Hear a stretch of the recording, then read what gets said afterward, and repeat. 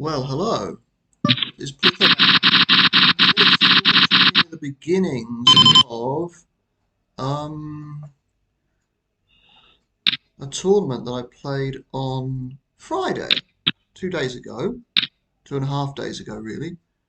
I'm not going to show you every hand because there were a lot of hands. Well, that's giving it away. You now know I didn't bomb out immediately. I actually played two tournaments, but this is one of them. In fact, I played more than two.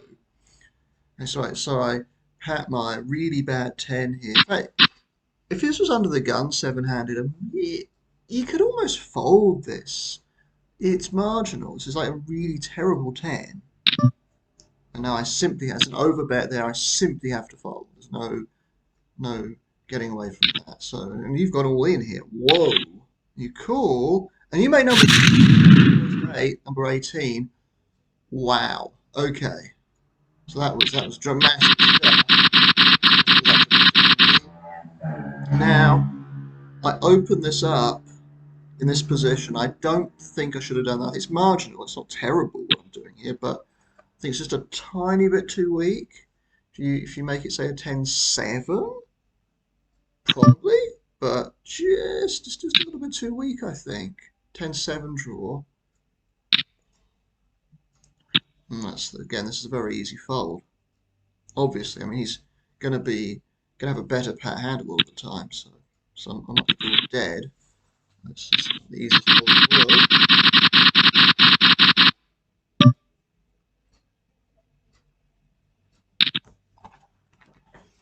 So that's a clear raise from that position. 9862. And let's see what transpires. I get a call. And then hit and 10-9, a really bad 10. Got a really bad 10. I bet it because he drew two. This is a marginal bet, actually. I bet.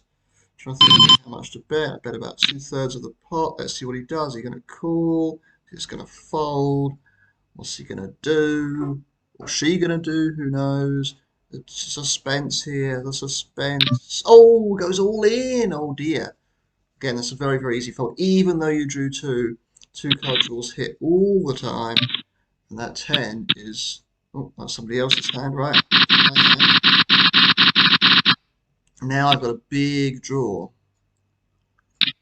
Big draw. So been going. This tournament started at 9:13. It's now 9:30. We've been going 17 minutes at this stage. It's a very early stage, but I'm down. Already got a third of my stack is gone.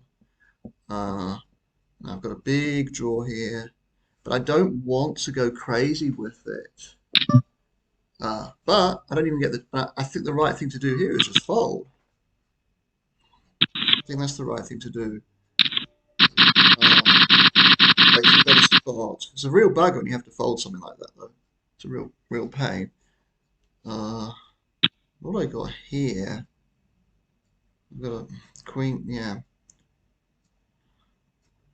So I'm pretty sure I opened this on the button, if memory serves.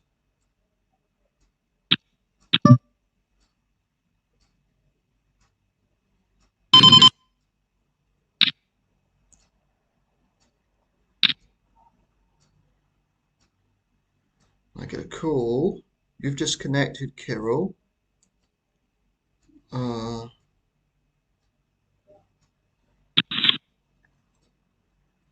It's interesting going back and looking at what I did. A few technical malfunctions. Usually I show some real time, but and I just check this one. I do actually have the best hand. So now I've got a big draw. Really nice draw here. Could make as good as number 10. And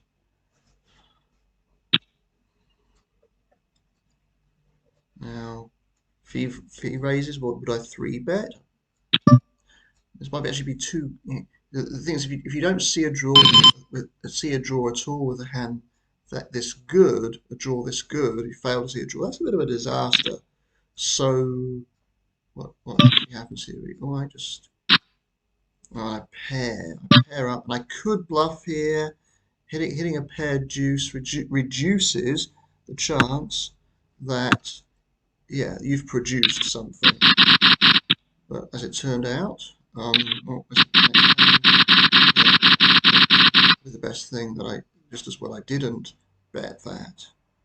Now what am I going to do here? I've got a bit of a dilemma here. There's two ways to go here. Either I draw to my big 8-6 draw, could make as good as number 7, or and that was a big raise as well. That was a really big raise, like 5 times. I mean, that's kind of crazy. But I could have 3-bet. Being out of position is horrible, though. I thought it would just be easier to play,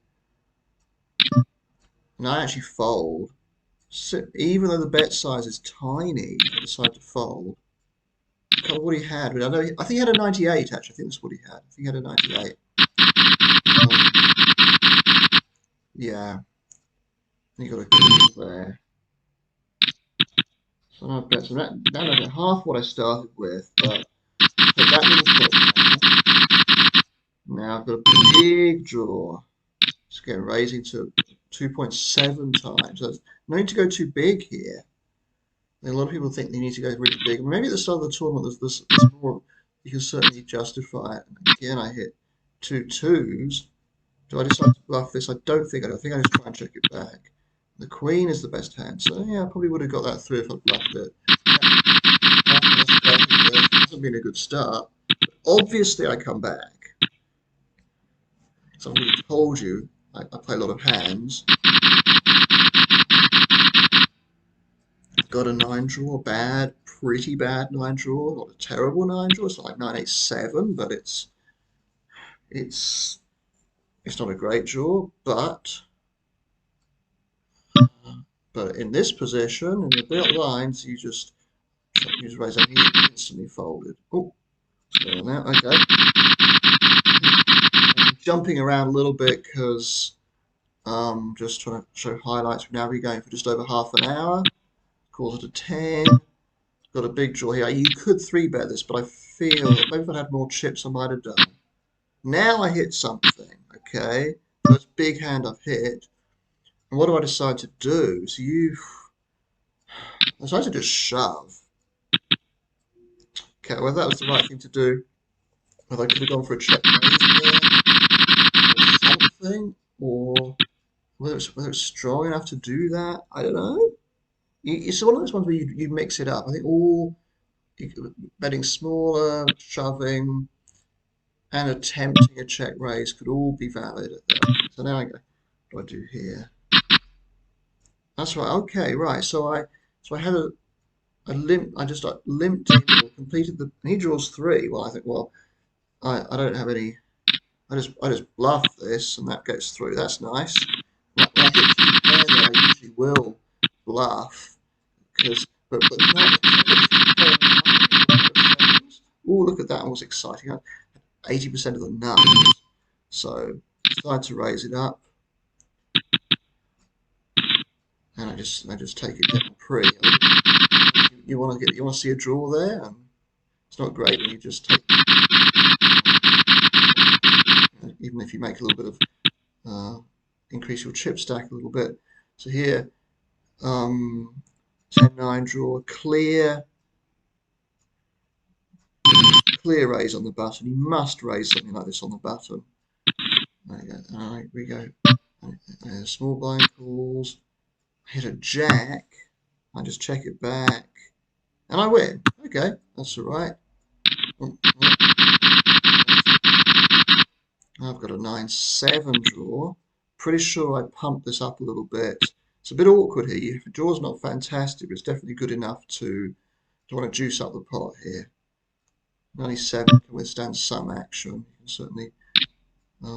So I just try and get a bit more money in here. Unfortunately, I completely missed, but I don't miss badly enough. Even though he drew 2, that's the thing. He draws 2 there, so it means this is how you make your money in this game. It's by people drawing 2. So now the break's gone. We've gone past the break. I've only got 2,500 left. Okay, I've got a 98 draw under the gun. It's not a great draw, but it's good enough to raise from that position. So yeah, we've got to be break was at 5 to 10, it's now up, just breaks over with back, and you go 4-way. Now, you don't want to be 4-way with a hand like this, so maybe there's merit in raising a bit bigger under the gun there. This Miklau, as you'll see, he's from Romania, is just getting involved a ton. Anyway, so Robson seems to be doing pretty well. I guess on here, okay. Down to 2/3 of what I started with, but I have a big hand. It's not a world beater, but look at you. What you're doing here, Miklau, raising to 8 times. What the hell has he got? Well, not certainly. Just go all in there. He calls me and he draws. It's like, oh shit, I hope he doesn't hit. He might hit and put me out of the tournament. But he was drawing dead to my hand. Imagine that. So he is just, this guy here is just, he's just going crazy. I can't call the all in here, unfortunately. It'd be nice, but he's clearly not a good player. I mean, if he's doing what he did there with a 10 draw, wow, bad 10. It wasn't even a good 10 draw. So he's now the guy you'll want to try and get rid of. I think he might be better at other games like 08, which is I'm absolutely terrible at. So Petrovsky gets rid of him. God knows what he's doing. He's not playing for high. This is what you normally see, and he comes back. Now what do? I just fold. I think that's what you must do. It's 9-8-7-2, facing a raise. Re-raise, anything like that. So I've got to. So I managed to chip up a bit just because of this Miklau guy, Miklau, who, that's how you say it, who just really hasn't got. He's already down to basically 1,000 in chips now. Draws to absolute junk.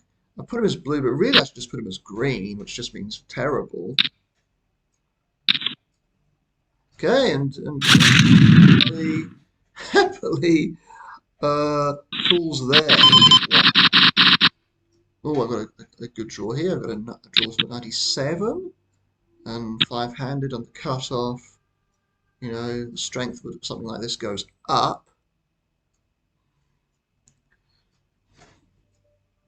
So this guy, Miklau guy, is just providing more money for everybody. Okay, just donating.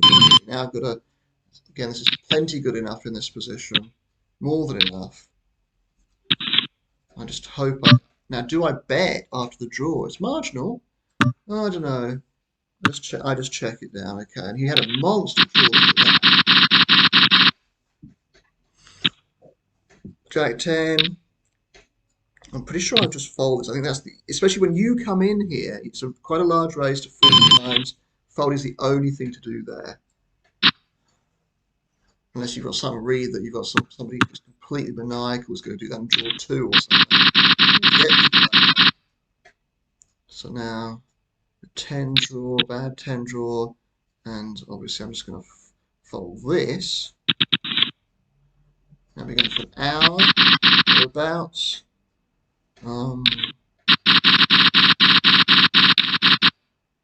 So, what do I decide to do here? So you could re-raise this. It's a fairly large raise, 3.5 times, 3.5 big one. I think I look to see a bit, but I don't get any vibes here. And then with you calling the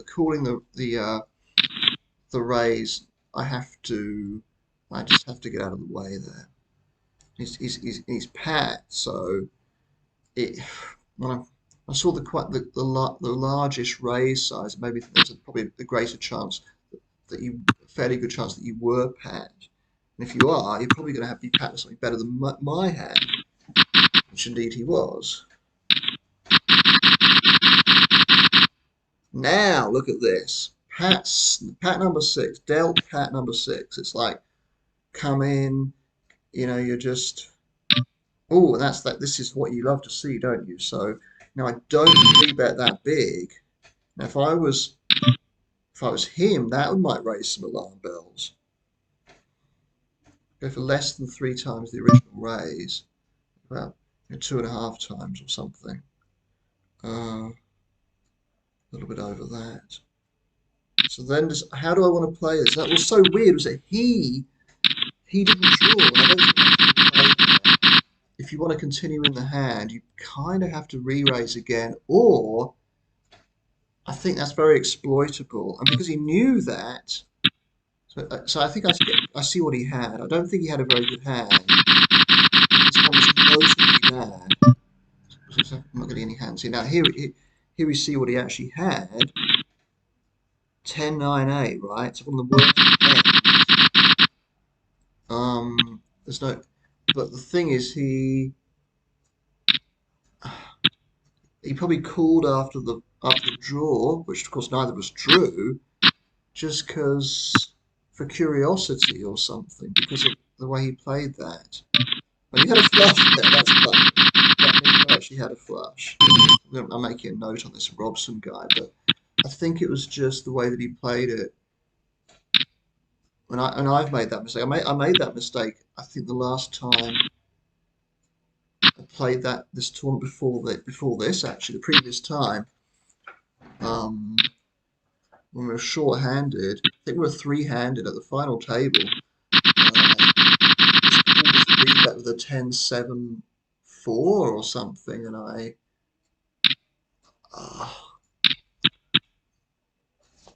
I was kind of planning to draw, and then I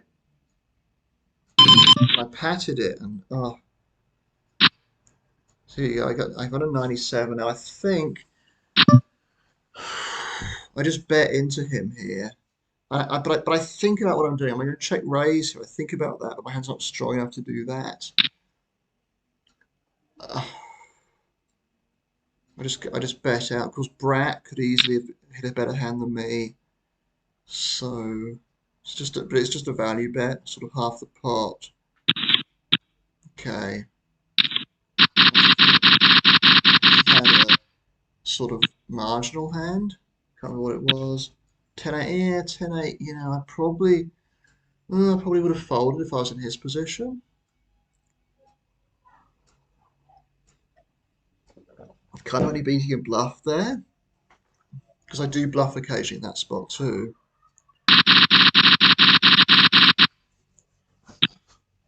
So now I've got a jack draw. This is just a steal. So jack, you can. So yeah, folds around to me. So raise it up. So I'm chipping up here. Jack, and that's the problem with that steal business is that you hit your hand, basically the best hand you could, you still lose. That will happen sometimes, unfortunately. Now then, do not keep the jack here. That would be a terrible mistake. This would be an absolute waste. Okay, I want to get some money in here. Okay, nice. 5-5-5, just to juice up the pot a little bit. Hope to hit a 4 or 5, 8, 9. A lot of stuff I can hit here. Unfortunately, I pair my 7 now. The big question is, do I attempt to bluff? And I think I should have done. I don't think it would have got through because of the 10. Robson had a good hand there. Would have called it. I think he would have called any bet there within reason.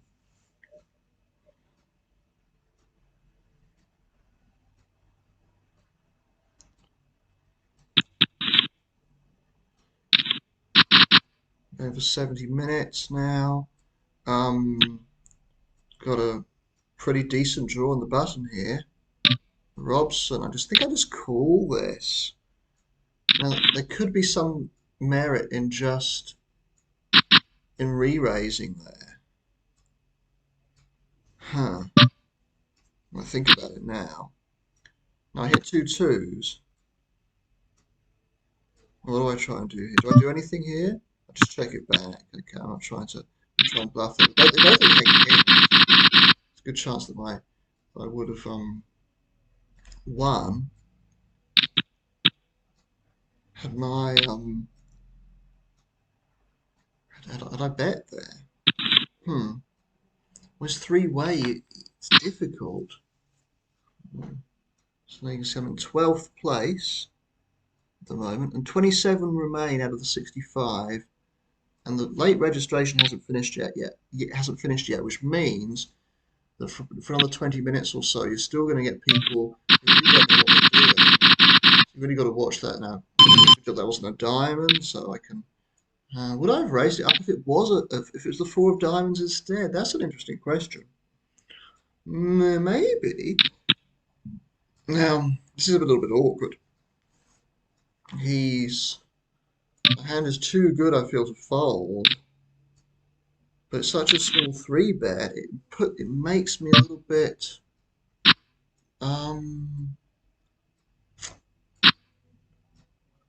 wary. Yeah, okay. He could have a monster pat hand here. He's going to shove here, right? That's what's going to happen. Oh no, you see, he only had a 10-8. So he managed to go what I had. Frustrating, I hit the 10. Down to 17th place now. So I've lost a bit of ground. You can see there's my graph here. Lost some ground after kind of doubling up, basically. Now I've got a big draw here. Really big draw. Can make as good as number 7 if I hit a deuce. You could 3-bet here. So I'm going for a more conservative option most of the time here. I don't know if that's you're drawing 2, which is terrible, of course. Limping in under the gun and calling drawing. Now look at me, I hit number 9, I get excited. But like, oh, this is a heart in mouth moment. It's a real heart in mouth moment. And do I win? Oh, I do. Yeah, I win. Oh, it's like. So what happened? I had number 9. Susie had number 11. Robson had number 12. So I am a very, very lucky bugger. I could easily have gone home after that. And, I honestly thought as soon as Robson, who as soon as he bet there, I was going to have the worst hand often, and three-way. Honestly, I probably didn't expect to win that, even with having a very strong hand. Okay. Big draw here, big draw. Let's raise it to that amount. Now I hit a second deuce. I've done that quite often actually. This time I do bet, and I only bet small, and it gets through. That's people tend to bet small for value usually, and it's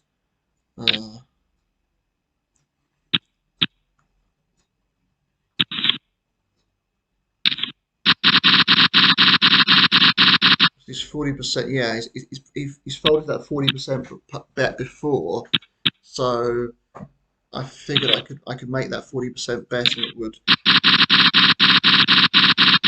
get through quite often. So I've got a 10 draw here. I go for again a small. I just go for a small raise, small open. And he folds there too. Now it could just be absolutely fine. So now I cover everybody. I want to make the most of it. Being fairly aggressive. Raising a lot of stuff. So naturally I decide to raise this as well.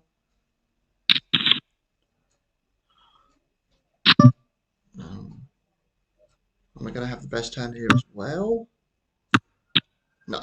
He has a good hand. He didn't bet it. That's the funny thing. He needed to bet that hand. Unless he was going for it. It's not strong enough to check raise, so I think he should have bet there. I think he should have bet. 984. 984 is a good hand. It's considerably better than 987.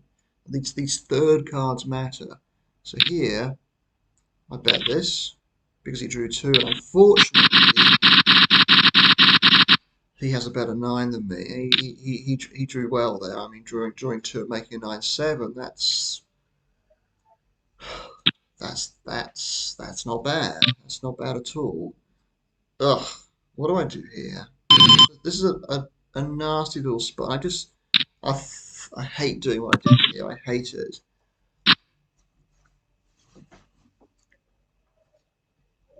Also, didn't like the second hand in a row. He draws five, which is always fun, but because I think in the previous hand I didn't. I I, so my queen wins there.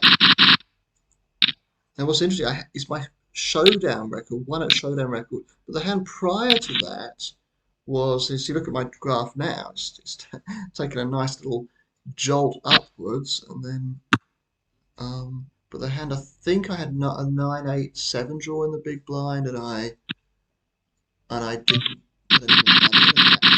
I'm not doing that either.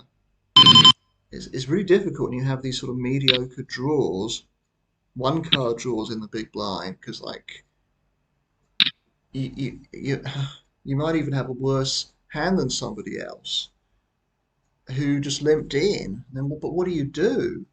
I mean, maybe it's okay to just limp, to just um, just check it. I don't know. So I hit really well here. Hit my 9-6. Naturally, I bet. I mean, it could go for a check raise there sometimes. And then, whoa! So he bets. So I've got a call 5,700. Ugh. Which means I'd be down to 7,500 if I. And I just thought, if I yeah, I felt that he was screaming out to me that he had a better hand. I mean, who knows? I really think that was the right thing to do. I think pride gets in the way of some people making folds like that.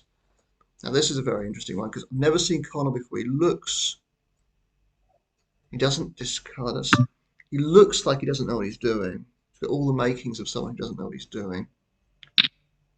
I think he just bought in. So I really hope Robson. I think my hand is the best by some distance, but I really hope Robson doesn't hit here. He doesn't go for a check raise. And look at Connor. He has a look what he has. There's a lot of people who really have. They just don't even know the just it's staggering because even the hand he did have makes no sense if he's playing 5-card draw. I mean, it's a pair of kings. So now I go for so I go for a 3-bet here after that min raise, and thought that was the way to play that. Now then, so again I've managed to chip up a bit more, up to nearly 20,000. I don't want to waste this draw. I want to actually get rid of the jack here, but I just okay. Now I hit well. Now what do I do here? It's about half the pot. I just min raise. Don't know. But he just folds. Now I've started a Badugi tournament. Potland Badugi on the other table. I'll be following that as well in due course. Yeah, ace. So I'll make a note about this guy Connor that he doesn't have a clue. I think I put him as DKR. There you go, 29. Easy raise from this position. Go for 2.7 times. And there's the 1,000. We're down to 3 tables now. And the late reg has finished. So down close to the business end. I think 13 get paid. Like I can't. I think it was 13.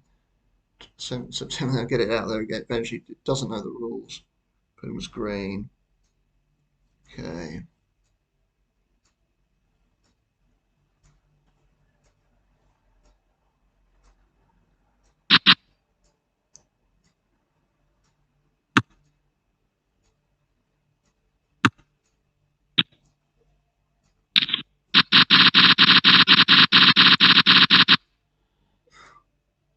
what have I got here? I think we're the survivors of the tournament. Another 9 minutes or so until the next break. And then for an hour and just over an hour and a half. Well, this is Badugi. I get a free look at a 3-card draw. Do not keep the 9. Do not do anything crazy like that. But having hit 9-10, I decide to actually just draw. Now he's got an auto bet here, so your play is just terrible. You limped in, and then you didn't bet after the 3-1 situation. That's just atrocious. I bet, having hit my Badugi, that's 10-9. Then I bet out again. I think I bet 2/3 of the pot or something. That's what I do. And then he just raises me. I think he just pots it there, and I don't even give it any of second thought. I just fold.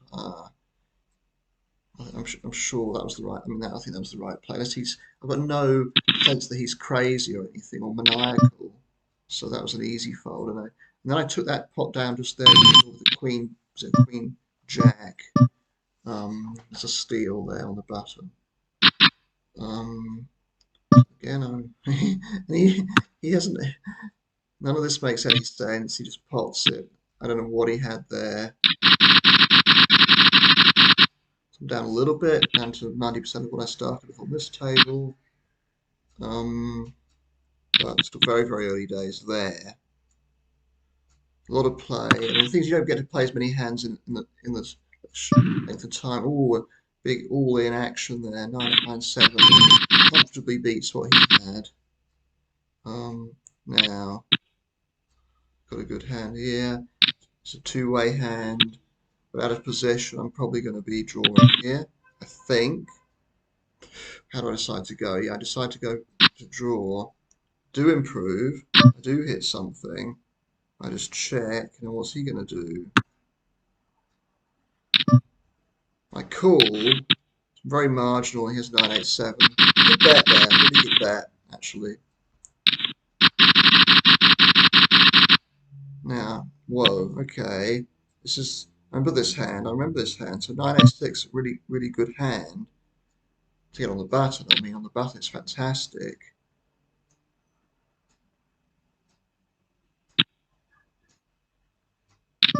And then he raises, and that's scary. And you have to really think about it, because I've never seen Atrex before. If I'd seen him before, I might have folded. I would have at least considered it, but I was thinking, oh God. And then look what he had. So somehow I've got up to 35,000 just by total muppetry. I mean, Jack 10-9. When I shove there, he has to fold. I mean, that's just insane. I mean, when he called, I was like, God, I'm going to lose this. I'm down to 6,000. I really thought that was going to happen. Anyway, there we go. That was the first hour and 3/4 or something of my Friday poker session. And that is to be continued. Hope you're enjoying this. Getting your hands coming fairly thick and fast here because I've edited it. So damn hard to say. Edited it. But I'll be back for the second part of this. The post 11 o'clock part of the tournament. This is AM on Friday. Anyway, hope you had fun watching that. And single draw. I hope this gives you some illustration of why single draw is a very, very popular, not popular, profitable game. That will do for me for now. And I'll be back with the second part very shortly.